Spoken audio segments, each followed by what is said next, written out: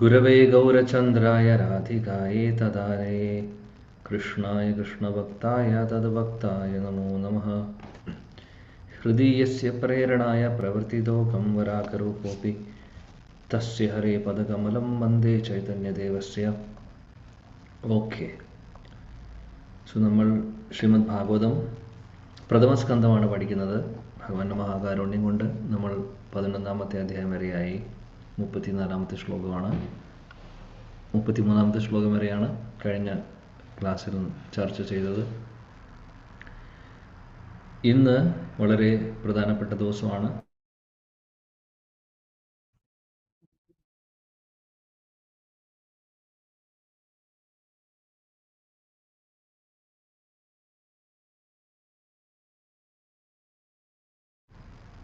Hare Krishna.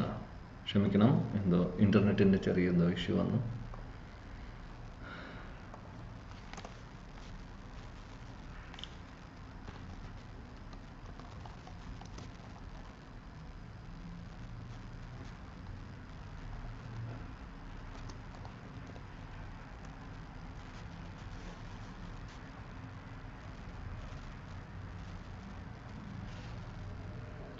Okay, no let's begin. So ഇന്ന് ശ്രീ നിത്യാനന്ദ ത്രയോദശി മഹാമഹോത്സവം ആഘോഷിക്കുന്നു. വളരെ പ്രധാനപ്പെട്ട ഉത്സവമാണ്, പ്രത്യേകിച്ചും ഗൗഡീയ വൈഷ്ണവ പരമ്പരയിൽ. ഗൗഡീയ വൈഷ്ണവ പരമ്പരയിലെ പ്രധാനപ്പെട്ട ആരാധനാ മൂർത്തികളാണ് ശ്രീ നിത്യാനന്ദ പ്രഭുവും ശ്രീ ചൈതന്യ മഹാപ്രഭുവും. നമ്മളെപ്പോഴും പറയും ഗൗര നിതായ്, അല്ലെങ്കിൽ നിതായ് ഗൗര പ്രേമാനന്ദേ എന്നൊക്കെ എപ്പോഴും പറയുന്നതാണ്. സോ ശ്രീ നിത്യാനന്ദ പ്രഭുവിൻ്റെയും ശ്രീ ചൈതന്യ മഹാപ്രഭുവിൻ്റെയും ആ തിരുനാമം നമ്മൾ ചൊല്ലാത്ത അല്ലെങ്കിൽ ജപിക്കാത്ത ദിവസങ്ങളില്ല. ഹരേകൃഷ്ണ മഹാമന്ത്രം ചൊല്ലുന്നേക്കാൾ മുമ്പും ജയ ശ്രീകൃഷ്ണ ചൈതന്യ പ്രഭു നിത്യാനന്ദ ശ്രീ അദ്വൈത ഗദാധാര ശ്രീവാസ് ആദി ഗൗരഭക്തവൃന്ദ, അവിടെയും നമ്മൾ ചൊല്ലുന്നു പഞ്ചതത്വ മന്ത്രം. ഗൗഡീയ മഹാപ്രഭുവിൻ്റെയും മഹാപ്രഭുവിൻ്റെ പാർഷദരുടെയും നാമം നമ്മൾ ജപിക്കുന്നു. ഇത് വളരെ ഇമ്പോർട്ടൻ്റ് ആണ്. കാര്യം മഹാപ്രഭുവിൻ്റെ കാരുണ്യം അല്ലെങ്കിൽ മഹാപ്രഭുവിൻ്റെ ഭക്തരുടെ പാർഷദരുടെ മഹാകാരുണ്യം നമുക്ക് അത്യാവശ്യമാണ്. എപ്പോഴും ശ്രീല പ്രഭുപാദി പറയാറുണ്ട്, ഹരേകൃഷ്ണ മഹാമന്ത്രമാണ്, നമുക്കറിയാം. ആർക്ക് വേണമെങ്കിലും എപ്പോൾ വേണമെങ്കിലും ജപിക്കാം, പ്രശ്നമില്ല. ഏത് സ്ഥലത്ത് വെച്ചും ഏത് സമയത്തും ആർക്കും യോഗ്യതയൊന്നും അവിടെ വിഷയമല്ല. എന്നാലും ഹരേകൃഷ്ണ മഹാമന്ത്രത്തിന് അപരാധങ്ങൾ വരുന്നു. ചൊല്ലുന്നത് ശരിയല്ലെങ്കിൽ അപരാധങ്ങൾ. നമ്മൾ അതുകൊണ്ട് 10 നാമാപരാധങ്ങൾ വായിക്കുന്നത് കേട്ടിട്ടുണ്ടാവും അല്ലേ? എല്ലായ്പ്പോഴും പ്രത്യേകിച്ചും അമ്പലങ്ങളിലും നാമഹട്ടങ്ങളിലും അതേപോലെ പ്രോഗ്രാമുകളൊക്കെ നടക്കുമ്പോൾ, അല്ലെങ്കിൽ നമുക്ക് സെൻറ്റേഴ്സിലൊക്കെ പ്രോഗ്രാം നടക്കുമ്പോൾ അവിടെ നാമജപത്തിന് മുമ്പായിട്ട് 10 അപരാധങ്ങൾ വായിക്കും. എല്ലാവർക്കും അറിയുന്നുണ്ടാവും 10 അപരാധങ്ങൾ. അപ്പോൾ ഈ 10 അപരാധങ്ങൾ എന്തുകൊണ്ട് വായിക്കുന്നു? കാര്യം അതൊക്കെ അപരാധങ്ങളാണ്, അതായത് നാമത്തിൻ്റെ അപരാധങ്ങളാണ്. അല്ലെങ്കിൽ നാമം നമ്മൾ ചൊല്ലുമ്പോൾ ഈ അപരാധങ്ങൾ ചെയ്യാതെ ചൊല്ലിയാലേ അതിന് അതിൻ്റേതായിട്ടുള്ള ബെനിഫിറ്റ് കിട്ടുകയുള്ളൂ. അതുകൊണ്ടാണ്. അപ്പോൾ നമ്മൾ ശ്രദ്ധിക്കേണ്ട കാര്യങ്ങളാണ് ഈ അപരാധങ്ങൾ ചെയ്യാതിരിക്കുക എന്നുള്ളത്. അപ്പോഴാണ് ശരിക്കും ഹരേകൃഷ്ണ മഹാമന്ത്രത്തിന് പൊട്ടൻസി കിട്ടുന്നത്. പക്ഷേ നമ്മൾ ആ അപരാധങ്ങളൊന്ന് നമ്മളൊന്ന് മെഡിറ്റേറ്റ് ചെയ്ത് കഴിഞ്ഞാൽ, കോൺടെംപ്ലേറ്റ് ചെയ്ത് കഴിഞ്ഞാൽ നമ്മൾ ഏതെങ്കിലും ഒരു അപരാധം അറിഞ്ഞും അറിയാതെയും ചെയ്യുന്നുണ്ടാവും. അതുകൊണ്ടാണ് നമുക്ക് ശരിയായിട്ട് അതിൻ്റെ ഒരു രുചി നമുക്ക് കിട്ടാത്തത്. ശരിയായിട്ട് ആ ഹരേകൃഷ്ണ മഹാമന്ത്രം എഫക്റ്റീവ് ആവുന്നുണ്ട് എന്ന് നമുക്ക് തോന്നാത്തത്. നാമത്തിന് ശക്തിയുണ്ട്. നാമം അപരാധത്തോടുകൂടി ചൊല്ലുന്നതാണെങ്കിൽ പോലും അതിന് ശക്തിയാണ്. അതാണ് നാമത്തിൻ്റെ പ്രത്യേകത. ഹരിനാമത്തിൻ്റെ പ്രത്യേകത അതാണ്. അപരാധത്തോടുകൂടി ചൊല്ലുകയാണെങ്കിൽ പോലും അതിനും ശക്തിയാണ്. അപ്പോൾ ഒന്ന് ആലോചിച്ച് നോക്കൂ, ശുദ്ധനാമം ചൊല്ലുകയാണെങ്കിൽ എന്തായിരിക്കും അതിൻ്റെ ശക്തി? നമുക്കറിയാം, അജാമിളൻ്റെ കഥയിലും അറിയാം അല്ലേ? അദ്ദേഹം ഭഗവാനെ പോലുമല്ല വിളിച്ചത്. അദ്ദേഹം പേടി വന്നപ്പോൾ മകനെ വിളിച്ചതാണ്. ഭഗവാന്റെ ദൂതന്മാരവിടെ എത്തി. അപ്പോൾ പരിഹാസത്തോടു കൂടിയിട്ടാണെങ്കിലും അവഹേളിക്കുന്ന രീതിയിലാണെങ്കിലും പേടിച്ചിട്ടാണെങ്കിലും എങ്ങനെയെങ്കിലും ഭഗവാന്റെ നാമം ആരെങ്കിലും ചൊല്ലുകയാണെങ്കിൽ അതിന് ഒരുപാട് ശക്തിയുണ്ട്, അതിന് പോലും ശക്തിയുണ്ട്. അപ്പോൾ ശരിക്കും അറിഞ്ഞുകൊണ്ട് സ്നേഹത്തോടു കൂടിയിട്ട് നമ്മൾ ഭഗവാനെ വിളിക്കുകയാണെങ്കിൽ എന്തായിരിക്കും അതിൻ്റെ ശക്തി? പറയേണ്ടതായിട്ടില്ല അല്ലേ? അതേപോലെ അതൊക്കെ ശരിയാണ്. എന്നാലും അപരാധങ്ങൾ,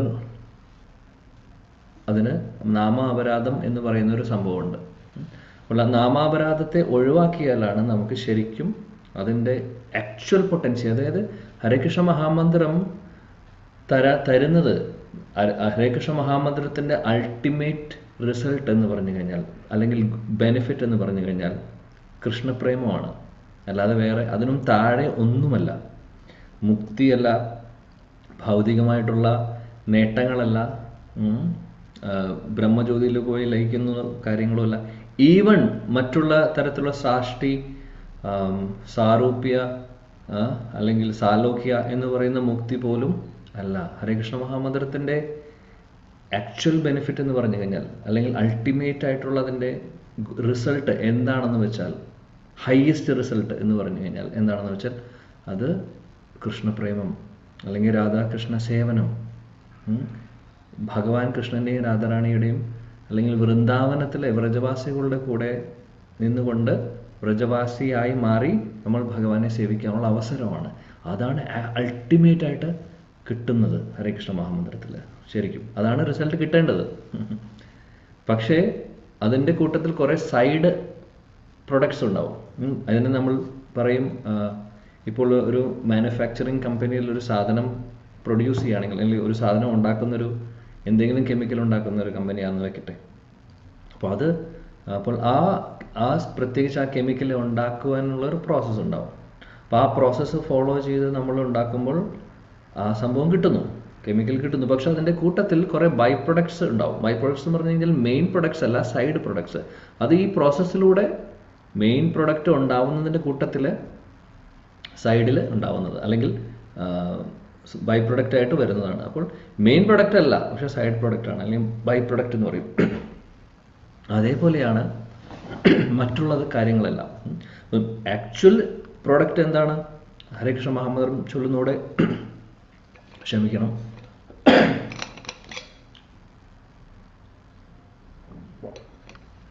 കൃഷ്ണപ്രേമം അല്ലെങ്കിൽ രാധാകൃഷ്ണ സേവ,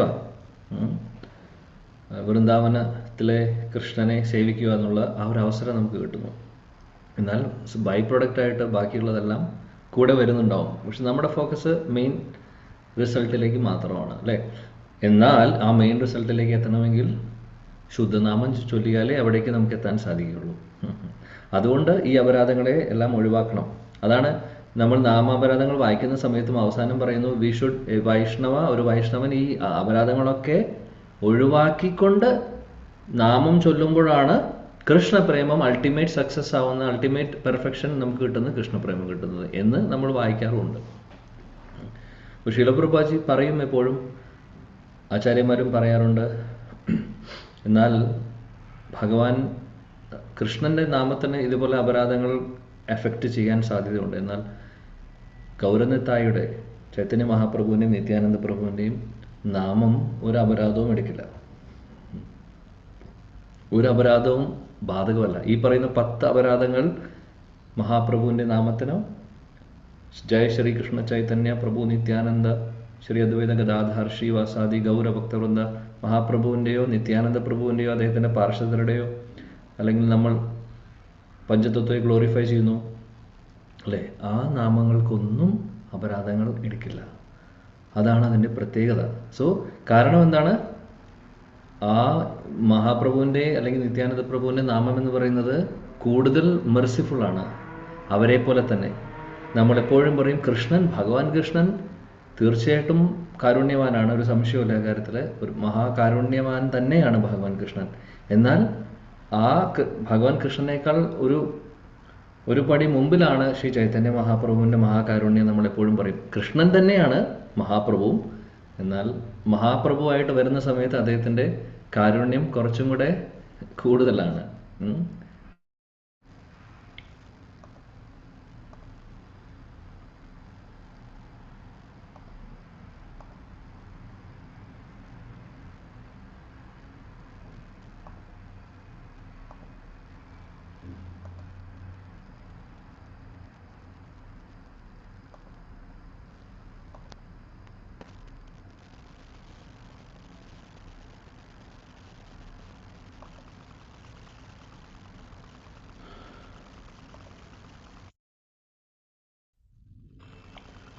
ഹരേ കൃഷ്ണ.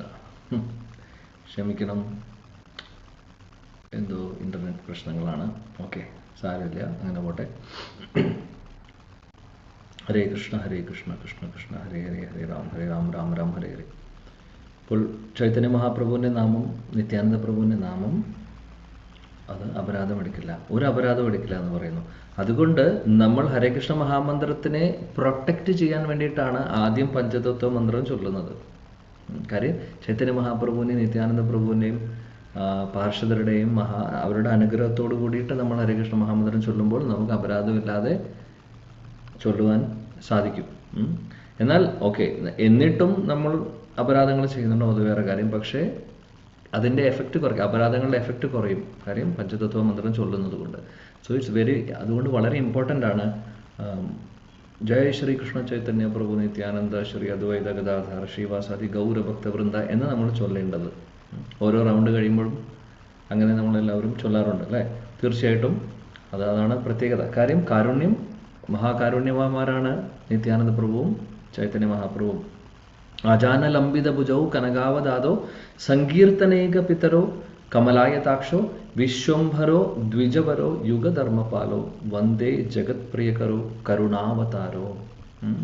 മഹാപ്രഭുവിനെയും ശ്രീ നിത്യാനന്ദ പ്രഭുവിനെയും വർണ്ണിക്കുന്നു. ആജാനലംബിത ഭുജൗ, അവരുടെ രണ്ടുപേരുടെയും ഹൈറ്റ് ഏകദേശം 7.5 അടി ഉണ്ടായിരുന്നു 500 വർഷം മുമ്പ് അവർ വന്ന സമയത്ത്. അതേപോലെ കൈകളൊക്കെ മുട്ടുവരെ നീളം ഉണ്ടായിരുന്നു. 7 അടിക്ക് മേലുള്ള ഒരു വ്യക്തിയുടെ കൈകൾ മുട്ടുവരെ ഉണ്ടെങ്കിൽ എന്തായിരിക്കും നീളം എന്ന് ആലോചിച്ചു നോക്കും.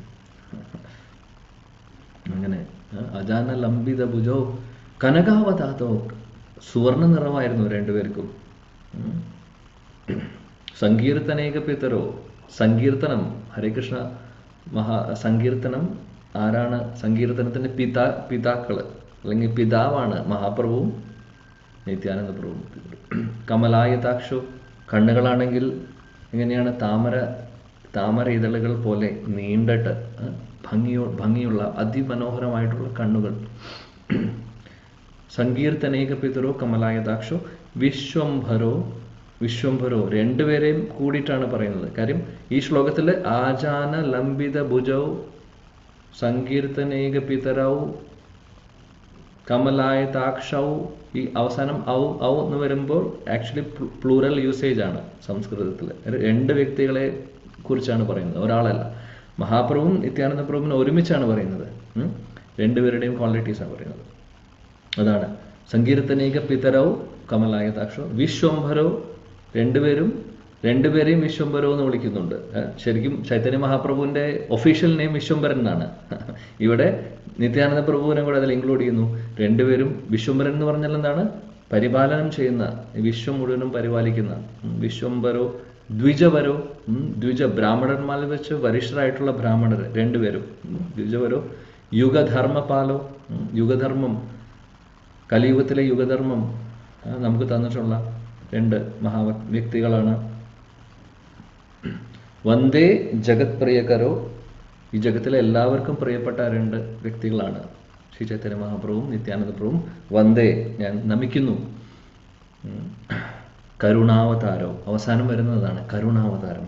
രണ്ടുപേരും കരുണാവതാരങ്ങളാണ്, മഹാകാരുണ്യത്തിന്റെ മൂർത്തി സ്വരൂപങ്ങളാണ് ശ്രീ നിത്യാനന്ദ പ്രഭുവും ശ്രീ ചൈതന്യ മഹാപ്രഭുവും. എന്നാൽ ചൈതന്യ മഹാപ്രഭു കൃഷ്ണനാണ്, നമുക്കറിയാം. നിത്യാനന്ദ പ്രഭു ശ്രീ ബലരാമനാണ്. വ്യത്യാസമില്ല, രണ്ടുപേരും കൃഷ്ണൻ ബലരാമൻ തന്നെയാണ്, അതിനൊരു സംശയവുമില്ല. അപ്പോൾ കൃഷ്ണന്റെ എല്ലാ ക്വാളിറ്റീസും ചൈതന്യ മഹാപ്രഭുവിലും, ബലരാമന്റെ എല്ലാ ക്വാളിറ്റീസും ശ്രീ നിത്യാനന്ദ പ്രഭുവിലും ഉണ്ട്. ബലരാമൻ ഭഗവാൻ കൃഷ്ണൻ എങ്ങനെയൊക്കെ സേവിക്കുന്നു എന്ന് നമുക്കറിയാം. എല്ലാ രസത്തിലും സേവിക്കുന്നുണ്ട്. സേവന മനോഭാവമാണ് നമ്മൾ ബലരാമനിൽ കാണുന്നത്. സേവക് ഭഗവാൻ എന്ന് വിളിക്കും ബലരാമനെ.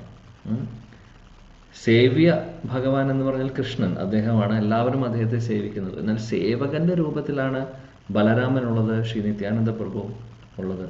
മഹാപ്രഭുവിനെ സേവിക്കുന്നു നിത്യാനന്ദ പ്രഭു, കൃഷ്ണനെ സേവിക്കുന്നു ശ്രീ ബലരാമൻ. എല്ലാ രീതിയിലും അതേ വ്രജേന്ദ്രനന്ദൻ കൃഷ്ണൻ തന്നെ കലിയുഗത്തിൽ മഹാപ്രഭുവായിട്ട് വന്നപ്പോൾ ശ്രീ ബലരാമൻ ശ്രീ നിത്യാനന്ദ പ്രഭുവായിട്ടാണ് ഇവിടെ വരുന്നത്. അപ്പോൾ ഇന്ന് ശ്രീ നിത്യാനന്ദ പ്രഭുവിൻ്റെ കാരുണ്യമാണ്, ഇന്ന് അദ്ദേഹത്തിൻ്റെ ആവിർഭാവ തിഥിയാണ്. അപ്പോൾ തീർച്ചയായിട്ടും നമുക്ക് എല്ലാവർക്കും അദ്ദേഹത്തിൻ്റെ മഹാകാരുണ്യത്തിന് വേണ്ടി പ്രാർത്ഥിക്കണം. അദ്ദേഹം ദയാലുവാണ്. ജഗായും മതായും പോലുള്ളവരെ പോലും ഉദ്ധരിച്ച വ്യക്തിയാണ്. ചൈതന്യ മഹാപ്രഭു വരെ ഒരു നിമിഷത്തിൽ അദ്ദേഹത്തിന് ദേഷ്യം വന്നു. കാര്യം എന്താണെന്ന് വെച്ചാൽ നിത്യാനന്ദ പ്രഭുവിനെ അവർ ആക്രമിച്ചു. നിത്യാനന്ദ പ്രഭുവിൻ്റെ ശരീരത്തിൽ നിന്ന് ചോര വരുന്ന കണ്ടു, ഉപദ്രവിച്ചു. അത് കണ്ടപ്പോൾ ചൈതന്യ മഹാപ്രഭുവിന് സഹിക്കാൻ സാധിച്ചില്ല.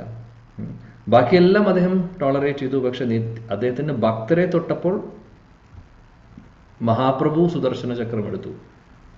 എന്നാൽ മഹാപ്രഭുവിനെ സമാധാനിപ്പിക്കുന്നു ആര്? നിത്യാനന്ദ പ്രഭു.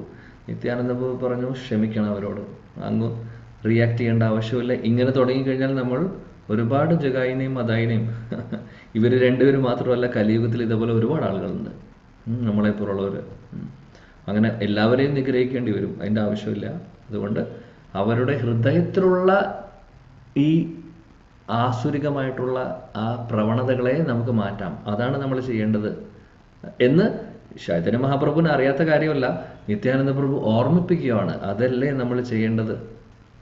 അപ്പോൾ ഹൃദയത്തിലുള്ള ആസുരികമായിട്ടുള്ള മെന്റാലിറ്റീസ്, അനർത്ഥങ്ങൾ, കാമക്രോധ ലോഭ മോഹ മത മത്സര്യ എന്ന് പറയുന്ന അനർത്ഥങ്ങളും ജഗായുടെയും മതായുടെയും ആദ്യം അവരുടെ സ്വഭാവം എങ്ങനെയായിരുന്നു, അതേപോലുള്ള ഒരുപാട് ആസുരികമായിട്ടുള്ള സ്വഭാവങ്ങളും ആ ഒരു നേച്ചറും ഉള്ളവർ, ആ ഒരു സംഭവം ഹൃദയത്തിൽ നിന്ന് മാറ്റുക എന്നുള്ളതാണ് നമ്മുടെ അവതാരത്തിൻ്റെ ഉദ്ദേശം. അതുകൊണ്ട് അവരോട് ക്ഷമിക്കുക, അവർക്ക് നമുക്ക് കൃഷ്ണപ്രേമം കൊടുക്കാം.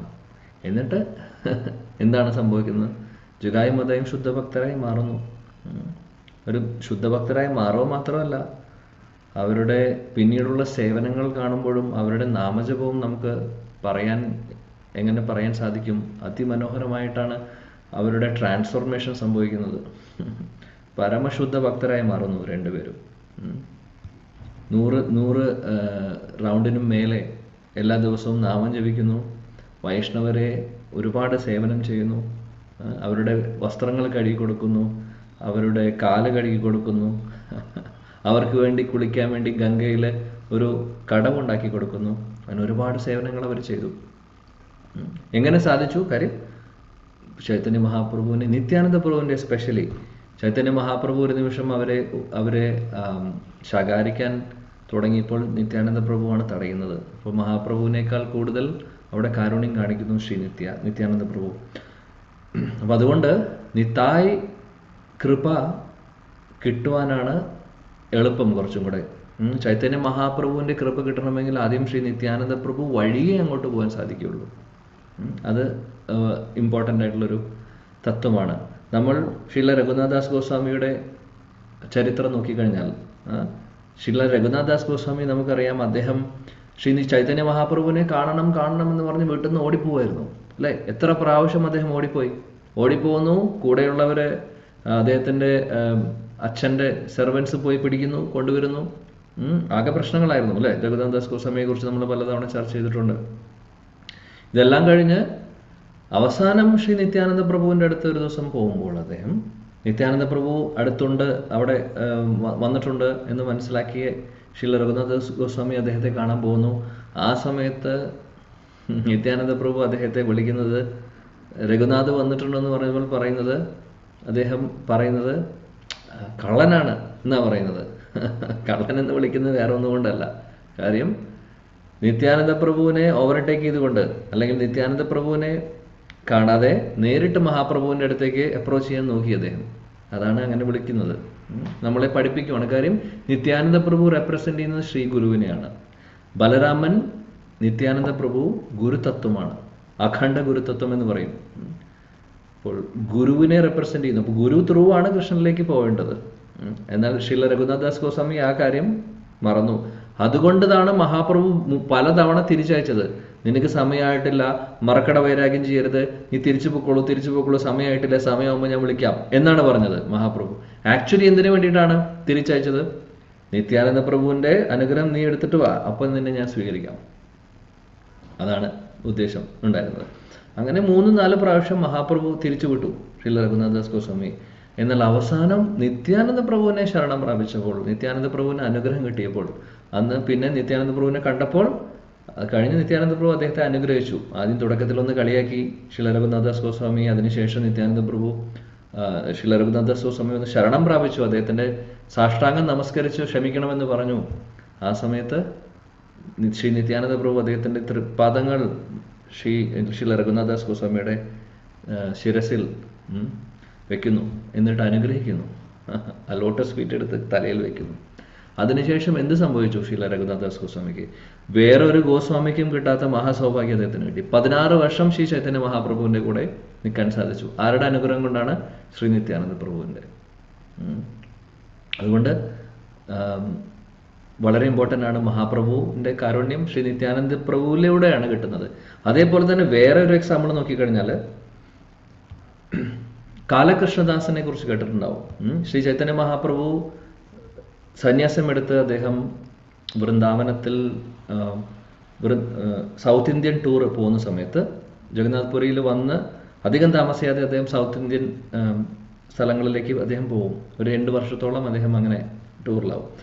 ആ സമയത്ത് ശ്രീ ചൈതന്യ മഹാപ്രഭുവിന്റെ കൂടെ ആരും പോവാൻ മഹാപ്രഭു കൂട്ടാക്കിയിരുന്നില്ല. മഹാപ്രഭു പറഞ്ഞു, ഞാൻ തനിയെ പോകുന്നത്, എൻ്റെ കൂടെ ആരും വരുന്നത്. അപ്പൊ നിത്യാനന്ദ പ്രഭു പറഞ്ഞു, ഞാൻ വരും കൂടെ, ആരെയും കൊണ്ടെങ്കിലും ഞാനില്ലാതെ മഹാപ്രഭു അങ്ങ് എങ്ങോട്ട് പോകാനാണ്. കാര്യം ഇവരെപ്പോഴും ഒരുമിച്ചാണ്. ചൈതന്യ മഹാപ്രഭുവിനും പിരിഞ്ഞിരിക്കാൻ സാധിക്കില്ല നിത്യാനന്ദ പ്രഭുവിനെ. അതേപോലെ തന്നെയാണ് നിത്യാനന്ദ പ്രഭുവിനും മഹാപ്രഭുവിനെ പിരിയാൻ സാധിക്കില്ല. പക്ഷെ ഈ ഒരു അവസരത്തിൽ ചൈതന്യ മഹാപ്രഭു പറഞ്ഞു, എൻ്റെ കൂടെ വരണ്ട, എൻ്റെ കൂടെ ആരും വരണ്ട, ഞാൻ തനിയെ പോകുന്നത്. നിത്തായോട് പറഞ്ഞു, നീ വന്നാൽ ശരിയാവില്ല, കാരണം നീ എൻ്റെ ദണ്ഡ ഓടിച്ചു, നീ എന്നെ വഴി തെറ്റിച്ചിട്ട് വൃന്ദാവനമാണെന്ന് പറഞ്ഞ് ശാന്തിപൂരിലേക്ക് അദ്വൈതാചാര്യയുടെ വീട്ടിൽ കൊണ്ടുപോയി. അതിനുശേഷം ഇവിടെ എത്താറായപ്പോൾ എൻ്റെ വടി ഓടിച്ചു, സന്യാസ ദണ്ഡ ഓടിച്ചു, ഇതൊക്കെ ചെയ്തു, എൻ്റെ കൂടെ നീ വരണ്ട. നിത്യാനന്ദ പ്രഭുവിനോട് പറഞ്ഞു. അപ്പോൾ വേറെ ആൾക്കാരെ, അപ്പൊ നിത്യാനന്ദ പ്രഭു പറഞ്ഞു, ശരി എന്നെ കൊണ്ടുപോകണ്ടെന്ന് വേറെ ആരെങ്കിലും കൊണ്ടുപോകും, എൻ്റെ കൂടെ ആരും വരണ്ടെന്ന് വളരെയധികം സ്ട്രോങ് ആയിട്ടായിരുന്നു മഹാപ്രഭു പറഞ്ഞിരുന്നത്. അവസാനം സർവഭൗമ ഭട്ടാചാര്യയും വീണ്ടും നിത്യാനന്ദ പ്രഭു മറ്റുള്ള പാർഷദരും ഒക്കെ റിക്വസ്റ്റ് ചെയ്തപ്പോൾ അവസാനം ഏതെങ്കിലും ഒരു ഭക്തനെ കൊണ്ടുവന്ന് തീരുമാനിച്ചു. എന്നിട്ട് മഹാപ്രഭു പറഞ്ഞു, നിങ്ങളുടെ കൂട്ടത്തിൽ ആരും എനിക്ക് വേണ്ട, വേറെ ആരെങ്കിലും പുതുതായിട്ട് തന്നാൽ മതി എന്ന് പറഞ്ഞു. അങ്ങനെയാണ് കാലകൃഷ്ണദാസിനെ വിടുന്നത്. അങ്ങനെ ഒരു ഡിവോട്ടി ഉണ്ടായിരുന്നു കൃഷ്ണദാസ്. കാലകൃഷ്ണദാസിനെ കൂടെ വിടുന്നു. അദ്ദേഹം അപ്പോൾ മഹാപ്രഭു കൊണ്ടുപോകുന്നു അദ്ദേഹത്തിനെ. കാര്യം ഒരു സന്യാസിയുടെ കൂടെ കമണ്ടല് പിടിക്കുവാനും അതേപോലെ മധുകരി ചെയ്യുവാനൊക്കെ ഒരാൾ കൂടെ വേണം. എല്ലാം ഒറ്റയ്ക്ക് ചെയ്യാൻ സാധിക്കില്ല. അതുകൊണ്ട് അത്യാവശ്യമായിരുന്നു. അദ്ദേഹത്തെ കൂടെ വിട്ടു. അദ്ദേഹത്തെ കൂടെ വിട്ടപ്പോൾ ചൈതന്യ മഹാപ്രഭു ആദ്യം സമ്മതിച്ചില്ലെങ്കിലും പിന്നീട് സമ്മതിച്ചു. എന്നിട്ട് എന്ത് സംഭവിച്ചു വെച്ചാൽ, ഈ കാലകൃഷ്ണദാസ് മഹാപ്രഭു പല പല സ്ഥലങ്ങളിലേക്ക് പോയി പോകുന്നുണ്ടായിരുന്നു. ആ സമയത്ത് ഒരു സ്ഥലത്തെത്തിയപ്പോൾ കാലകൃഷ്ണദാസ് ചെറിയൊരു ട്രാപ്പിൽ പെടുകയാണ് ചെയ്യുന്നത്. ആക്ച്വലി അവിടെയുള്ള കുറച്ച് ആളുകൾ കാലകൃഷ്ണദാസിനെ ഒന്ന് വശീകരിച്ച രീതിയിൽ സംഭവിച്ചു. അവിടെ സ്ത്രീകളും ഒക്കെ ഉണ്ടായിരുന്നപ്പോൾ അങ്ങനെ ഒരു വശീകരണത്തിൽ ചെറുതായിട്ടൊന്ന് പെട്ടു. അദ്ദേഹം അപകടത്തിൽ പെട്ടില്ല, ശരിക്കും പെടാൻ പോകുന്ന ഒരു അവസരമായി. കാര്യം ഒരു ദിവസം മഹാപ്രഭുവിനോട് പറയാതെ ഇവരുടെ അവിടേക്ക് പോകും. പക്ഷെ മഹാപ്രഭു പരമാത്മാവായിട്ടുള്ള മഹാപ്രഭുവിന് മനസ്സിലായി കൃഷ്ണദാസ് ട്രാപ്പിൽ പെട്ടിരിക്കുകയാണെന്ന് പറഞ്ഞ് ഉടനെ പോയി ആ സ്ഥലത്ത് പോയി എന്തെങ്കിലും സംഭവിക്കുന്നതിനേക്കാൾ മുമ്പ് തന്നെ പിടിച്ചു വലിച്ചു കൊണ്ടുവന്നു ചൈതന്യ മഹാപ്രഭു അവിടെ നിന്ന്. എന്നിട്ട് ചൈതന്യ മഹാപ്രഭു ഒരക്ഷരം വേണ്ടിയിട്ടില്ല. ആരോട്? കാലകൃഷ്ണദാസിനോട്. ഒന്നും പറഞ്ഞില്ല, നീ എന്ത് ചെയ്തു എന്നൊന്നും ചോദിച്ചില്ല. മഹാപ്രഭുവിന്റെ ഉള്ളിൽ വേദനയുണ്ടായിരുന്നു. കാര്യം ഒരിക്കലും ചെയ്യാൻ പാടില്ലായിരുന്നു. മഹാപ്രഭുവിനെ വിട്ട് വേറെ പോയത് സെൻസ് ഗ്രാറ്റിഫിക്കേഷന്റെ പുറകില്, അതായത് ഈ ആ ആളുകളൊക്കെ വശീകരിക്കുന്നുണ്ടായിരുന്ന സ്ത്രീകളെ വെച്ചിട്ടൊക്കെ ആയിരുന്നു. എന്നാൽ അപകടമൊന്നും സംഭവിച്ചില്ല, ഇദ്ദേഹത്തെ രക്ഷിച്ചു. എന്നാലും മഹാപ്രഭുവിന്റെ ഉള്ളിൽ നല്ല വേദനയുണ്ടായിരുന്നു. ഇദ്ദേഹം അങ്ങനെ ചെയ്യാൻ പാടില്ല. കാര്യം ബ്രഹ്മചാരിയായിട്ടിരിക്കുന്ന ആ വ്യക്തിയായിരുന്നു കാലകൃഷ്ണദാസ്. അത്രയും മഹാപ്രഭുവിന്റെ പാർഷദനായിട്ട് കൂടെ സേവകനായിട്ട് പോകുന്ന വ്യക്തിയാണ്. അപ്പോൾ ആ സ്റ്റാൻഡേർഡ് മെയിൻറ്റെയിൻ ചെയ്യേണ്ട ഉത്തരവാദിത്തം അദ്ദേഹത്തിനുണ്ടായിരുന്നു. അദ്ദേഹം ചെയ്തില്ല. അദ്ദേഹത്തിന് പറ്റിയ ചെറിയൊരു അബദ്ധമാണ്. അബദ്ധം എന്ന് പറഞ്ഞാൽ ഇങ്ങനെയാണ് ലോകം, നമ്മളെ പഠിപ്പിക്കുകയാണ് ഇവരൊക്കെ ആക്ച്വലി. മഹാപ്രഭുവിന്റെ പാർഷദനാവുക എന്ന് പറഞ്ഞാൽ തന്നെ വലിയൊരു കാര്യമല്ല. ഇതിനും വലിയൊരു മഹാസൗഭാഗ്യം ആർക്ക് കിട്ടാനാണ്?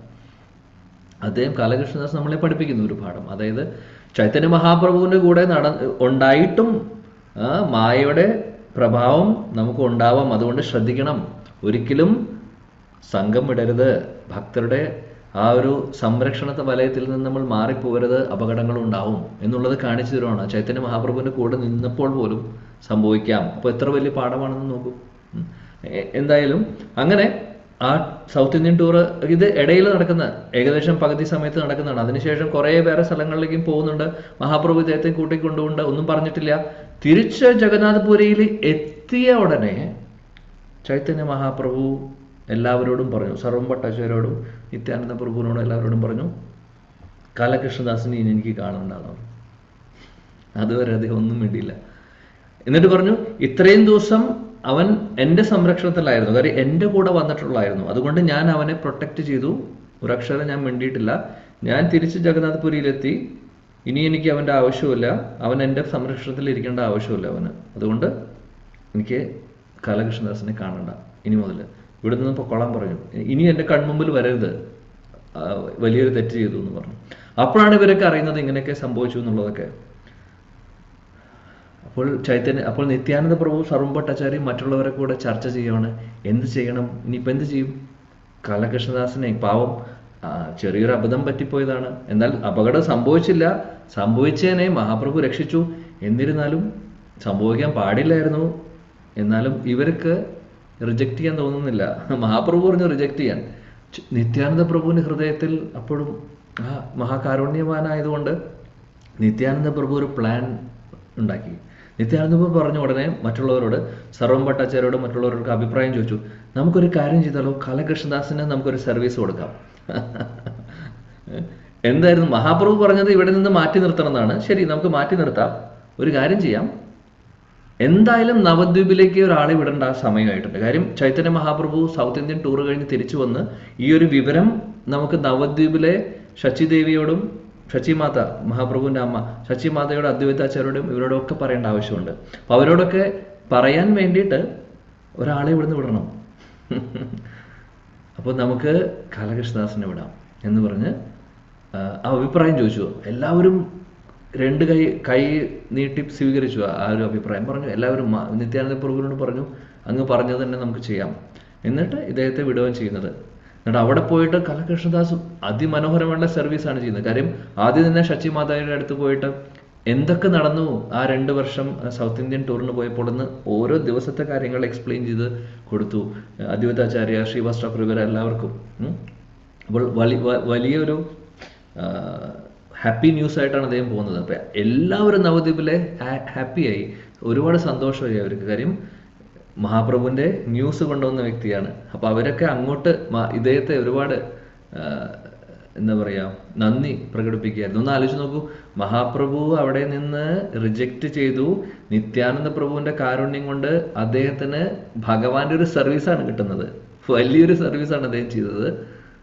നവദ്വീപിൽ പോയിട്ട് അദ്ദേഹത്തിന് മഹാപ്രഭുവിന്റെ വിവരങ്ങൾ കൊടുക്കുക. അപ്പോൾ കൊടുത്തപ്പോൾ എന്ത് സംഭവിച്ചു? അവിടെയുള്ള എല്ലാവർക്കും ഒരുപാട് സന്തോഷമായി ആക്ച്വലി. അപ്പോൾ കാലകൃഷ്ണദാസിനെ അവരൊക്കെ പ്രകീർത്തിക്കുകയായിരുന്നു ഇത്രയും നല്ല ഹാപ്പി ന്യൂസ് കൊണ്ടുവന്നതിന്. അൾട്ടിമേറ്റ്ലി റിസൾട്ട് അദ്ദേഹത്തിന് നന്നായി. മഹാപ്രഭുവിൽ നിന്ന് ചെറിയൊരു ഗ്യാപ്പ് വന്നു, പക്ഷെ പിന്നീട് ചൈതന്യ മഹാപ്രഭു ക്ഷമിക്കുന്നു ഇവരോടൊക്കെ. എന്നാലും നമ്മളിവിടെ നോക്കുന്നത് നിത്യാനന്ദ പ്രഭുവിന്റെ കാരുണ്യത്തെക്കുറിച്ചാണ്. അപ്പോൾ മഹാപ്രഭു റിജക്ട് ചെയ്ത കേസ് പോലും നിത്യാനന്ദ പ്രഭു അവരെ പോലും രക്ഷിക്കാറുണ്ട്. അപ്പം നമുക്ക് സ്കോപ്പുണ്ട്, നമുക്കെല്ലാവർക്കും സ്കോപ്പുണ്ട് ശ്രീ നിത്യാനന്ദ പ്രഭുവിനെ ശരണം പ്രാപിക്കുകയാണെങ്കിൽ. അതികാരുണ്യവാനാണ് ശ്രീ നിത്യാനന്ദ പ്രഭു. സോ ഇതെല്ലാം നമുക്ക് ഓർക്കാം ഇന്നത്തെ ദിവസത്തിൽ. അപ്പോൾ ഇന്ന് ശ്രീമദ് ഭാഗവതം ക്ലാസ് എടുക്കാമെന്നുള്ള ഉദ്ദേശത്തോടു കൂടിയിട്ടാണ് നമ്മൾ തുടങ്ങിയത്. പക്ഷേ ശ്രീ നിത്യാനന്ദ പ്രഭുവിനെ കുറിച്ച് പറഞ്ഞപ്പോൾ സമയം മുന്നോട്ട് പോയി. പിന്നെ ആകെ ഞാൻ ഒരു 5 മിനിറ്റും കൂടി ഇന്ന് നമ്മൾ ചർച്ച ചെയ്യുന്നുണ്ടാവുള്ളൂ, വേറെ പ്രോഗ്രാം ഉള്ളതുകൊണ്ട്. അപ്പോൾ ശ്രീ നിത്യാനന്ദ പ്രഭുവിൻ്റെ മഹാകാരുണ്യം നമുക്ക് എല്ലാവർക്കും അത്യാവശ്യമാണ്. ഇതേപോലെ തന്നെ നിത്യാനന്ദ പ്രഭുവും മഹാപ്രഭുവും തമ്മിൽ കൂടിക്കാഴ്ച ഉണ്ടാവുന്ന ഒരു രംഗം ഇവിടെ ചൈതന്യ ഭാഗവത്തിൽ പറയുന്നുണ്ട്. അതിമനോഹരമാണ്. ശ്രീ നിത്യാനന്ദ പ്രഭു ഏകചക്ര ഗ്രാമത്തിലാണ് അദ്ദേഹം ജനിക്കുന്നത്. ഏകചക്ര എന്ന് പറഞ്ഞു കഴിഞ്ഞാൽ ബംഗാളിൽ തന്നെയാണ്, എന്നാലും നവദ്വീപിൽ നിന്ന് കുറച്ച് ദൂരെയാണ്, 4 മണിക്കൂറോളം ദൂരമുണ്ട്. അവിടെ നിന്ന് അപ്പോൾ ഏകചക്രയിൽ അദ്ദേഹം ആവിർഭവിക്കുന്നു. ഹഡായി പണ്ഡിറ്റ് ആയിരുന്നു അദ്ദേഹത്തിൻ്റെ അച്ഛൻ. പത്മാവതി ദേവി എന്നായിരുന്നു അമ്മയുടെ പേര്. വരിഷ്ഠരായിട്ടുള്ള ഭക്തരായിട്ടുള്ള ബ്രാഹ്മണനാണ് ഹഡായി പണ്ഡിറ്റും, അതേപോലെ ബ്രാഹ്മണിയാണ് ഭാര്യ പത്മാവതി ദേവി. അവർക്ക് ഉണ്ടാവുന്ന സുപുത്രനാണ് ശ്രീ നിത്യാനന്ദ പ്രഭു, ശ്രീ നിത്യാനന്ദ റാം. 12 വയസ്സ് വരെ ആ ഏകചക്ര ഗ്രാമത്തിലെ കണ്ണിലുണ്ണിയായിരുന്നു ശ്രീ നിത്യാനന്ദ പ്രഭു. എല്ലാ കുട്ടികൾക്കും ഒരുപാട് ഇഷ്ടമായിരുന്നു, എല്ലാ മാതാപിതാക്കൾക്കും ഒരുപാട് ഇഷ്ടമായിരുന്നു, മറ്റുള്ള ഫ്രണ്ട്സിൻ്റെ പാരൻസിൻ്റെ. കാര്യം എപ്പോഴും കൃഷ്ണലീലകൾ പറയുന്നു. എപ്പോഴും ഇവരുടെ എല്ലാവരുടെയും ഒരു വിനോദം എന്ന് പറഞ്ഞു കഴിഞ്ഞാൽ ഇന്നത്തെ കാലത്ത് ക്രിക്കറ്റും ഫുട്ബോളും ഒന്നല്ല. ഇവരുടെ മെയിൻ വിനോദം കുട്ടികൾ എന്തായിരുന്നു ചെയ്യുന്നതെന്ന് വെച്ചാൽ നാടകങ്ങൾ ചെയ്യുക. നാടകം എന്ന് പറഞ്ഞു കഴിഞ്ഞാൽ വേറെ ഒന്നുമില്ല, അവരുടെ കളി എങ്ങനെയാണ്. അതായത് പുരാണങ്ങളിൽ നിന്നും ഇതിഹാസങ്ങളിലെ കഥകളൊക്കെ, ഇപ്പോൾ രാമായണം ഒക്കെ അവർ ആക്ട് ചെയ്യും. കൂട്ടുകാർ തന്നെ ഓരോ ക്യാരക്ടേഴ്സ് ആവും. ഒരാൾ രാവണനാവും, ഒരാൾ രാമനാവും, ഒരാൾ ഹനുമാനാവും. അങ്ങനെയൊക്കെ ആയിരുന്നു അവരുടെ കളികൾ. ഇത് എപ്പോഴും അങ്ങനെ. അതുകൊണ്ട് നിത്യാനന്ദ പ്രഭുവിൻ്റെ വീട്ടിലേക്ക് പോകാൻ വേണ്ടിയിട്ട് മറ്റുള്ള ഫ്രണ്ട്സിൻ്റെ മാതാപിതാക്കൾ പറയും കുട്ടികളോട്, ഇന്നെന്താ നീ പോവാത്തത്, അവിടെ പോയിരുന്നൂടെ, അവൻ്റെ കൂടെ കളിച്ചൂടെ, നിത്തായുടെ കൂടെ കളിച്ചൂടെ എന്ന് പറഞ്ഞ് അങ്ങോട്ട് പറഞ്ഞു വിടും. ഇപ്പോഴത്തെ പാരൻസ് എന്താ ചെയ്യുന്നത്, മതി കളിച്ചത് വരൂ എന്ന് പറയും. കാര്യം കളിക്കുന്നത് വീഡിയോ ഗെയിമാണ് അല്ലെങ്കിൽ എന്തെങ്കിലും കാര്യങ്ങളാണ്. അപ്പോൾ ഇത് അങ്ങനെയായിരുന്നില്ല. ഭഗവാനുമായിട്ട് കണക്റ്റഡ് ആയിട്ടുള്ളത്. നിത്യാനന്ദ പ്രഭുവിന് അത് മാത്രമേ അറിയുള്ളൂ, അത് മാത്രമേ അറിഞ്ഞാൽ മതിയല്ലോ. ഓഫ് കോഴ്സ് അതായിരുന്നു. അപ്പോൾ അദ്ദേഹം ഓരോ പുരാണത്തിലെയും ഓരോ ഇതിഹാസത്തിലെയും കഥകൾ അദ്ദേഹം ഇതേപോലെ നാടകം നിത്യാനന്ദ പ്രഭുവാണ് പറഞ്ഞു കൊടുക്കുന്നത്. നിങ്ങൾ എന്ത് ഡയലോഗ് പറയണം, നിങ്ങൾ എന്ത് പറയണം, നിങ്ങൾ ഏത് ക്യാരക്ടർ എടുക്കണം എന്നൊക്കെ. അപ്പം അതിൻ്റെ ഇടയിൽ പലപ്പോഴും പലവരും അത്ഭുതപ്പെടാറുണ്ട്, ഇതൊക്കെ എങ്ങനെ നിത്തായിക്ക് അറിയാം. നിത്തായി ഇത്രയും ചെറിയ കുട്ടിയാണ്, ചെറിയ കുട്ടിയായി നിത്തായിക്ക് ഇതൊക്കെ ഇത്രയും കഥകളുടെ ഡീറ്റെയിൽസ് ഒക്കെ എങ്ങനെ അറിയാം എന്ന് പലവർക്കും സംശയം ഉണ്ടായിരുന്നു. ഒരു ദിവസം ഇവരെല്ലാവരും കൂടെ ചേർന്ന് ചോദിച്ചു നിത്തായോട്, നിനക്ക് ഇതൊക്കെ എങ്ങനെ അറിയാം, ഇത്രയും ചെറിയ കുട്ടിയായിട്ടുള്ള നിനക്ക് മഹാഭാരതത്തിലെ സ്റ്റോറി അറിയാം, അതേ മഹാഭാരതം അറിയാം, കൃഷ്ണലീലകളും രാമലീലകളും ഇതൊക്കെ എവിടുന്ന് പഠിച്ചു നീ? അപ്പോൾ നിത്തായി പറഞ്ഞു, കൃഷ്ണൻ അമ്മയുടെ യശോദമ്മയോട് പറഞ്ഞ പോലെ ഇതൊക്കെ എൻ്റെ ലീലയാണ്, ഇതൊക്കെ ഞാൻ തന്നെയാണ് എന്ന് പറഞ്ഞ പോലെ നിത്തായും പറഞ്ഞു, ഇതൊക്കെ എൻ്റെ കഥകൾ തന്നെയാണ്, ഞാനുണ്ട് ഇതിലൊക്കെ എന്ന് പറയും. അപ്പോൾ അവർക്കിതൊന്നും മനസ്സിലായില്ല, കുട്ടികളല്ലേ, കുട്ടികൾ എന്തെങ്കിലും പറയുന്നതാണെന്ന് വിചാരിച്ചു. അങ്ങനെ ഒരു ദിവസം അവര് കളിച്ചുകൊണ്ടിരിക്കുന്ന സമയത്ത് രാമായണം ഇനാക്ട് ചെയ്തുകൊണ്ടിരിക്കുകയായിരുന്നു നാടകം. ആ സമയത്ത് നിത്തായി ലക്ഷ്മണനാണ്, നമുക്കറിയാം നിത്തായി ലക്ഷ്മണനാണ്. അപ്പോൾ രാമനായിട്ട് വേറൊരു ഫ്രണ്ട് ആക്ട് ചെയ്യുന്നുണ്ട്, ഹനുമാനായിട്ട് വേറെ ഒരാളുണ്ട്. ഇപ്പോൾ നാടകത്തിന് മുമ്പേ പറഞ്ഞിട്ടുണ്ടായിരുന്നു. ഇപ്പോൾ ആ ഒരു രംഗം എന്തായിരുന്നു വെച്ചാൽ, ഇന്ദ്രജിത്ത് രാവണന്റെ മകൻ ഇന്ദ്രജിത്ത് ലക്ഷ്മണനെ അറ്റാക്ക് ചെയ്യുന്ന ഒരു രംഗമുണ്ട്, നമുക്കറിയാം രാമായണത്തിൽ. ലക്ഷ്മണൻ ബോധം കെട്ട് വീഴുന്ന ഒരു അവസരം, ഒരു സന്ദർഭമുണ്ട്. ആ ഒരു സീൻ ആയ സമയത്ത് ആക്ച്വലി ഇന്ദ്രജിത്ത് എന്ന് പറയുന്ന ക്യാരക്ടർ ഇദ്ദേഹത്തെ ആക്രമിക്കുന്നു. ഒന്നുമില്ല, പുഷ്പമെടുത്താണ് എറിയുന്നത്, അതാണ് ആയുധമായിട്ട് കണക്കാക്കുന്നത്. എന്നാൽ നിത്തായിയുടെ ശരീരത്തിൽ അത് കൊണ്ടപ്പോൾ നിത്തായി അവിടെ വീഴുന്നു. കുട്ടി നിത്തായി വീണ് കഴിഞ്ഞപ്പോൾ ശ്വാസം പോയി, അനക്കമില്ല. കുട്ടികളൊക്കെ പേടിച്ചു, ശരിക്കും മരിച്ച പോലെ, ഒരു ശ്വാസം പോലും ഇല്ല, അങ്ങനെ കിടക്കുവാണ് അദ്ദേഹം. ഇവരൊക്കെ വിളിക്കുന്നുണ്ട്, എണീക്കാൻ പറയുന്നു. കാര്യം കളി കഴിഞ്ഞിട്ടും എണീക്കുന്നില്ല, ആള് ബോധം വരുന്നില്ല തിരിച്ച്. എല്ലാവർക്കും പേടി. അച്ഛനമ്മയൊക്കെ വിളിച്ചുകൊണ്ടുവന്നു, നാട്ടുകാരെല്ലാവരും കൂടി, ഈ കുട്ടികളുടെ പാരൻസും എല്ലാവരും വന്നു വിളിക്കുവാണ്, നിത്തായി എണീക്കുന്നില്ല. അപ്പോഴാണ് ആ കുട്ടി ഓർക്കുന്നത്, നിത്തായി ഒരു കാര്യം പറഞ്ഞിട്ടുണ്ടായിരുന്നു എന്നോട്. ലക്ഷ്മണനെ രക്ഷിക്കുന്ന ആരാണ്? ഹനുമാണ്, മൃതസഞ്ജീവനി കൊണ്ടുവന്നിട്ട്, അല്ലേ? അതേപോലെ ആ ഹനുമാനായിരുന്ന കുട്ടി പെട്ടെന്ന് ഓർക്കുന്നു, യെസ്, നിത്തായി ഒരു കാര്യം എൻ്റെ അടുത്ത് പറഞ്ഞിട്ടുണ്ട്, ഇന്ന സ്ഥലത്ത് പോയിട്ട് നീ മൃതസഞ്ജീവനി കൊണ്ടുവരുന്ന പോലെ കൊണ്ടുവരാൻ, സാധനങ്ങൾ കൊണ്ടുവരാൻ പറഞ്ഞിട്ടുണ്ട്, ഞാനിപ്പോൾ വരാമെന്ന് പറഞ്ഞിട്ട് ഓടിപ്പോകുന്നു. അദ്ദേഹം ഓടിപ്പോയി ഹനുമാനായ ക്യാരക്ടറിലുള്ള കുട്ടി കുറച്ച് പച്ച മരുന്നുകളൊക്കെ കൊണ്ടുവന്ന് നിത്തായിയുടെ അടുത്തേക്ക് കൊണ്ടുവന്ന് അദ്ദേഹത്തിൻ്റെ മൂക്കിനടുത്ത് കൊണ്ടുവയ്ക്കുന്നു. അത് അങ്ങനെ സംഭവിച്ചപ്പോൾ നിത്തായി എഴുന്നേൽക്കുകയാണ് ചെയ്യുന്നത്. അപ്പോൾ ഈ പറയുന്ന നാടകങ്ങൾ വെച്ചൊക്കെ ചെയ്യുമ്പോഴും വളരെ റിയൽ ആയിട്ടായിരുന്നു ഇവരൊക്കെ ചേരുന്നത്. അപ്പോൾ നിത്തായിയുടെ ആ ഒരു ഡെപ്താണ് പറയുന്നത്. കാര്യം ഒന്ന് ഭഗവാനാണ് അദ്ദേഹം, പക്ഷെ എന്നാലും ഭഗവാനാണ്. അപ്പോൾ അദ്ദേഹം ഇവിടെ ലീലകൾ ചെയ്യുന്ന സമയത്തും പൂർണ്ണമായിട്ടും സദാസമയത്തും സാധാരണ കുട്ടികളെ പോലെ ആയിരുന്നില്ല. അദ്ദേഹം ആ ഒരു അതീന്ദ്രിയ തലത്തിൽ തന്നെയായിരുന്നു. അതിനുശേഷം 12 വയസ്സായ സമയത്താണ് അവിടെ ഒരു സന്യാസി വരുന്നത്. ആ സന്യാസി ആ നാട്ടിലേക്ക് വരുമ്പോൾ ഹടായി പണ്ഡിറ്റും പത്മാവതി ദേവിയും അദ്ദേഹത്തെ സ്വീകരിച്ച് വീട്ടിൽ താമസിപ്പിക്കും കുറച്ച് ദിവസം. അപ്പോൾ ഈ സന്യാസി പോകുന്ന സമയത്ത് സന്യാസി ചോദിക്കും, എനിക്കൊരു ആഗ്രഹമുണ്ട്, എനിക്കൊരു ആവശ്യമുണ്ട്, നിങ്ങൾ നടത്തി തരുമോ എന്ന് ചോദിച്ചു. അപ്പോൾ ഒരു സന്യാസി ചോദിച്ചു കഴിഞ്ഞാൽ എന്തും കൊടുക്കണം, അതാണ് നിയമം. അപ്പോൾ നല്ല ബ്രാഹ്മണരെ എന്തും കൊടുക്കും. വീട് വേണമെന്ന് പറഞ്ഞാൽ ആ വീടിൽ നിന്ന് അവരിറങ്ങി പോകേണ്ട ഒരു അവസ്ഥയും കൂടെ ഉണ്ടായാൽ പോലും അത് ചെയ്യണമെന്നാണ് പറയാ. നിത്തായുടെ അച്ഛനും അമ്മയും പറഞ്ഞു, എന്ത് വേണമെങ്കിൽ ചോദിച്ചോളൂ, തരാം. അപ്പോൾ ഇദ്ദേഹം പറഞ്ഞു, എനിക്കൊരു കൂട്ടിനൊരാൾ വേണം, എനിക്കൊരു കൂട്ടിന്, ഞാൻ ഒരുപാട് സ്ഥലങ്ങൾ, പുണ്യസ്ഥലങ്ങൾ സന്ദർശിക്കുകയാണ്, എനിക്ക് കൂട്ടിന് ആരുമില്ല, ഞാൻ തനിയാണ്, അതുകൊണ്ട് എൻ്റെ കൂടെ നിങ്ങളുടെ മകനെ വിടണം എന്ന് പറഞ്ഞു. അത് കേട്ടപ്പോൾ ഇവരുടെ ഹൃദയം പൊട്ടി, രണ്ടുപേരുടെയും, അച്ഛൻ്റെയും അമ്മയുടെയും. വേറെ എന്ത് വേണമെങ്കിൽ ചോദിച്ചോളൂ, എൻ്റെ മകനെ, ഞങ്ങളുടെ മകനെ ഇങ്ങനെ വിട്ടുതരുന്നു. അത്രയും പ്രിയപ്പെട്ടവരാണ്. അച്ഛനും അമ്മയുടെയും സ്നേഹം പറയേണ്ട, നാട്ടുകാർക്ക് പോലും സ്വന്തം മകനേക്കാൾ സ്നേഹമായിരുന്നു തായോട്. അപ്പോൾ എന്തായിരിക്കും സ്വന്തം അച്ഛൻ്റെ അമ്മയുടെയും സ്നേഹം? ഒരു നിമിഷം പോലും പിരിഞ്ഞിരിക്കാൻ പറ്റില്ല. ചൈതന്യ ഭാഗത്തിൽ പറയുന്നു, അച്ഛൻ എങ്ങോട്ട് പോകുമ്പോഴും, മാർക്കറ്റിൽ പോകുമ്പോഴും സാധനങ്ങൾ വാങ്ങിക്കാൻ പോകുമ്പോഴും ഒക്കെ നിത്തായെ കൊണ്ടുപോകും. ഒരു മിനിറ്റ് പോലും പിരിഞ്ഞിരിക്കാൻ പറ്റില്ല. അത് കഴിഞ്ഞ് തിരിച്ചു വന്ന് അമ്മയും കൂടെ ലാളിക്കുന്നു. അങ്ങനെ ഇരിക്കുന്നവരാണ്. പെട്ടെന്ന് ഇത് ചോദിച്ചപ്പോൾ ഷോക്കായി അവർക്ക്. പക്ഷെ സന്യാസി ചോദിച്ചതല്ലേ, അതുകൊണ്ട് കൊടുക്കാതിരിക്കാനും സാധിക്കില്ല, അങ്ങനെ കൊടുക്കുന്നു, പറഞ്ഞയക്കുന്നു. പിന്നെ നിത്തായി തിരിച്ചു വന്നിട്ടില്ല വീട്ടിലേക്ക്. ഈ സന്യാസിയുടെ കൂടെ ഒരുപാട് ഒരുപാട് ഒരുപാട് പുണ്യസ്ഥലങ്ങളിൽ പോയി അദ്ദേഹം. അവസാന സന്യാസിയുടെ കാലം കഴിഞ്ഞ് ശ്രീ നിത്യാനന്ദ പ്രഭു വൃന്ദാവനത്തിൽ അദ്ദേഹം എത്തുന്നു. പിന്നെ അവിടെ ഇരിക്കുക, അവിടെയാണ് പിന്നെ അദ്ദേഹം ഉണ്ടാവുന്നത് കുറച്ചു കാലം. അവിടെ ഇരിക്കുന്ന സമയപ്പോഴേക്കും മഹാപ്രഭു വന്നു. കാര്യം മഹാപ്രഭുവും നിത്യാനന്ദ പ്രഭുവും തമ്മിൽ 13-14 വയസ്സിൻ്റെ വ്യത്യാസമുണ്ട്. അപ്പോൾ അതിനുശേഷം ചൈതന്യ മഹാപ്രഭു ഇവിടെ സങ്കീർത്തന ആന്തോളനം തുടങ്ങിയ സമയത്ത്, ശ്രീവാസ് താക്കൂറിൻ്റെ വീട്ടിൽ സങ്കീർത്തനങ്ങൾ തുടങ്ങിയ ആ സമയത്ത് നിത്യാനന്ദ പ്രഭുവിന് ഇൻഡിക്കേഷൻ കിട്ടി, എൻ്റെ സമയമായി, അവതാരത്തിൻ്റെ ലക്ഷ്യങ്ങൾ പൂർത്തിയാക്കാനുണ്ട്.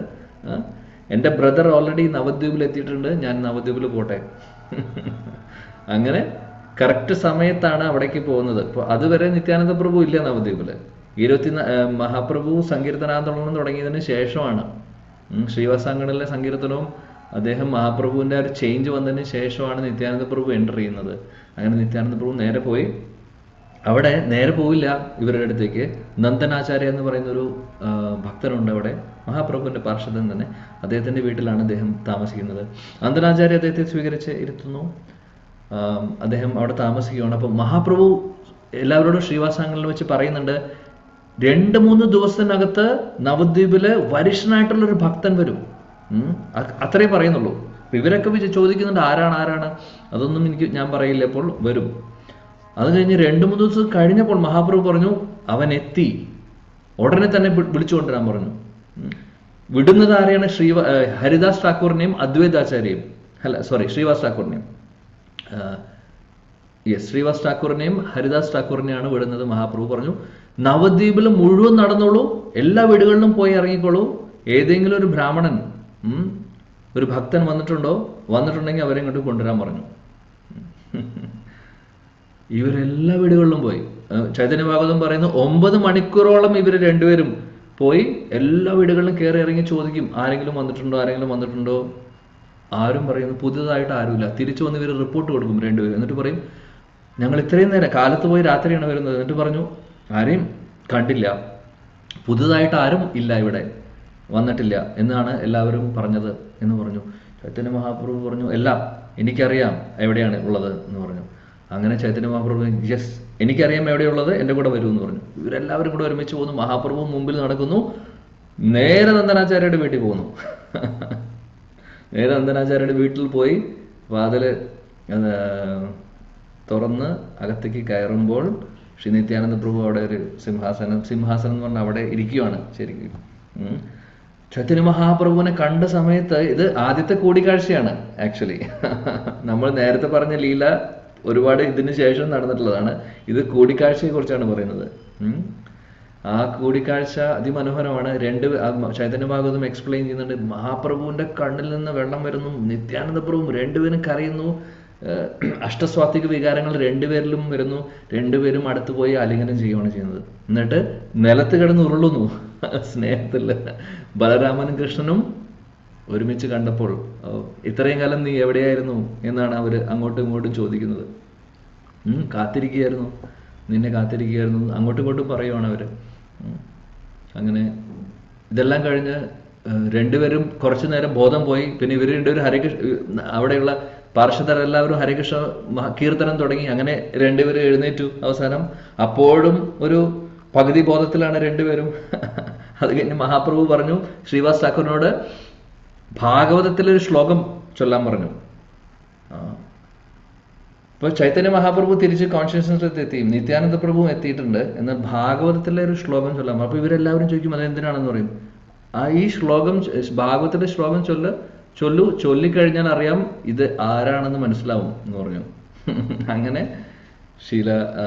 ശ്രീവാസ് ഠാക്കൂർ ശ്ലോകം ചൊല്ലുവാണ്. ഇത് 10:21:6 ബർഹാപീഠം നട്ടവര വപുഹു കർണികോ കർണികാരം. ആ ശ്ലോകം ചൊല്ലുവാണ്. ഭഗവാൻ കൃഷ്ണന്റെ രൂപമാധുര്യം വർണ്ണിക്കുന്ന വേണുഗീതത്തിലെ ശ്ലോകം. അത് ചൊല്ലിക്കഴിയുന്നതോട് കൂടിയിട്ട് നിത്യാനന്ദ പ്രഭു താഴെ കിടന്ന് ഉരുണ്ട് തുടങ്ങി, അഷ്ടസ്വാത്വിക വികാരങ്ങളോടുകൂടി. ഇതെല്ലാം കണ്ട് ഇവർ അത്ഭുതപ്പെട്ടു.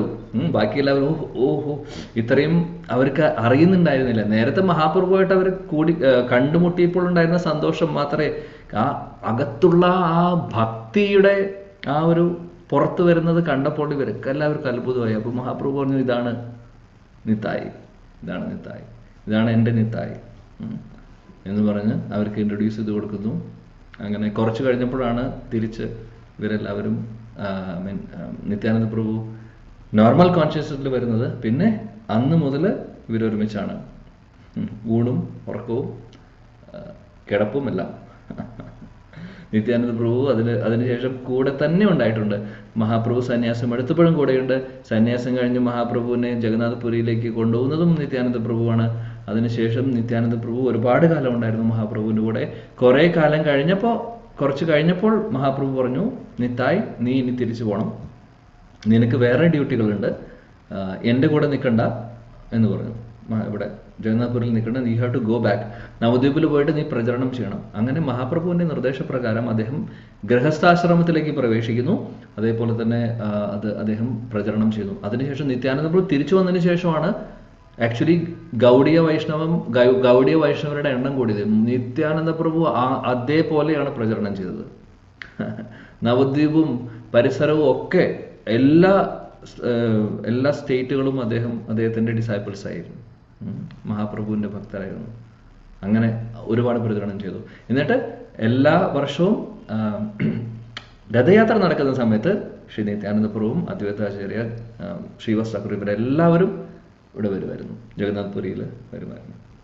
അങ്ങനെ ഓക്കെ. സോ ഇനി സമയമില്ല, ഓൾറെഡി ഞാൻ സമയം കൂടുതൽ എടുത്തു. എനിക്ക് 10 മിനിറ്റ് മുമ്പ് അവസാനിപ്പിച്ച് പോവേണ്ടതായിരുന്നു, പക്ഷേ സമയം നോക്കിയില്ല.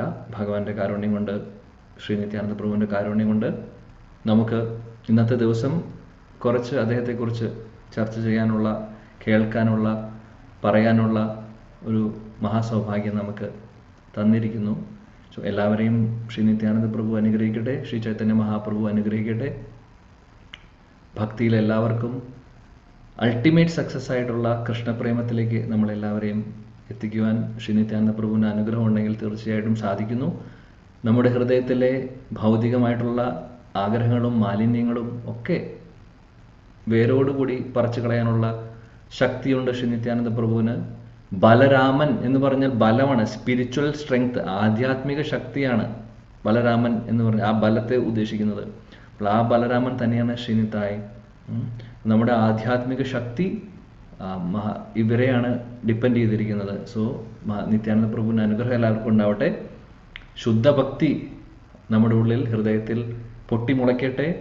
ഭഗവാന്റെ തിരുനാമം ജപിക്കുവാനുള്ള ആഗ്രഹം കൂടട്ടെ, രുചി കൂടട്ടെ. അതേപോലെ തന്നെ വൈഷ്ണവരെ സേവിക്കുവാനുള്ള ആഗ്രഹവും വൈഷ്ണവരെ നല്ല രീതിയിൽ നിസ്വാർത്ഥമായിട്ട് സേവിക്കുവാനും സാധിക്കട്ടെ. അങ്ങനെ ഫൈനലി എല്ലാം കഴിഞ്ഞ് നമ്മൾ ഭഗവാന്റെ അടുത്തേക്ക് പോകാനുള്ള, ഗോലക വൃന്ദാവനത്തിലേക്ക് പ്രവേശിക്കാനുള്ള യോഗ്യത നേടട്ടെ. ഇതിനെല്ലാം ശ്രീ നിത്തായിയുടെ അനുഗ്രഹം ആവശ്യമാണ്. ഗുരുതത്വമാണ് നിത്തായ്, അഖണ്ഡ ഗുരുതത്വമാണ്. ശ്രീ ഗുരുവിൻ്റെ അനുഗ്രഹം ആവശ്യമാണ്. സോ അതുകൊണ്ട് നമ്മൾ ഇന്നത്തെ ദിവസം ശ്രീ നിത്യാനന്ദ പ്രഭുവിൻ്റെ തൃപ്പാദങ്ങളിൽ നമസ്കരിക്കുന്നു. ശ്രീ ഗൗരംഗ മഹാപ്രഭുവിൻ്റെ തൃപ്പാദം നമസ്കരിക്കുന്നു, പ്രാർത്ഥിക്കുന്നു. ഹരേ കൃഷ്ണ ഹരേ കൃഷ്ണ കൃഷ്ണ കൃഷ്ണ ഹരേ ഹരേ, ഹരേ രാം രാം രാം ഹരേ ഹരേ. ശ്രീ നിത്യാനന്ദം നമസ്തുഭ്യം.